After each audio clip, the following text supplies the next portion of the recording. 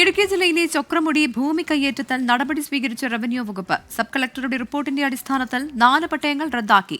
അനധികൃതമായി കയ്യേറിയ 13.79 ഏക്കർ ഭൂമി സർക്കാരിലേക്ക് തിരിച്ചുപിടിച്ചു. കയ്യേറ്റക്കാർക്കെതിരെ ക്രിമിനൽ കേസ് എടുക്കാൻ മന്ത്രി കെ രാജൻ നിർദ്ദേശം നൽകി. ഇടുക്കി ജില്ലയിലെ ബൈസൺവാലി വില്ലേജിലെ ചൊക്രമുടിയിൽ വ്യാപക കയ്യേറ്റവും അനധികൃത നിർമ്മാണവും നടക്കുന്ന വിവരം 2024 ഒക്ടോബറിലാണ് പുറത്തുവന്നത്. മാധ്യമവാർത്തകളെ തുടർന്ന് റവന്യൂ വകുപ്പ് മന്ത്രി കെ രാജൻ സബ് കളക്ടറുടെ നേതൃത്വത്തിൽ സംഘത്തെ നിയോഗിച്ചുകൊണ്ട് അന്വേഷണത്തിന് നിർദ്ദേശം നൽകി. കയ്യേറ്റമൊഴിപ്പിക്കൽ തടയാനും നടപടി ഒഴിവാക്കാനും ശക്തമായ രാഷ്ട്രീയ സമ്മർദ്ദമുണ്ടായി. സമ്മർദ്ദങ്ങളെ അതിജീവിച്ച് നടന്ന അന്വേഷണത്തിൽ വ്യാജരേഖകൾ ചമച്ചുകൊണ്ട് അനധികൃതമായി ഭൂമി കയ്യേറ്റം നടന്നതായി സ്ഥിരീകരിച്ചു. സബ് കളക്ടറുടെ അന്വേഷണ റിപ്പോർട്ടിന്റെ അടിസ്ഥാനത്തിലാണ് 4 പട്ടയങ്ങൾ റദ്ദാക്കിയത്. അനധികൃതമായി കയ്യേറിയ 13.79 ഏക്കർ ഭൂമി സർക്കാരിലേക്ക് തിരിച്ചുപിടിച്ചു.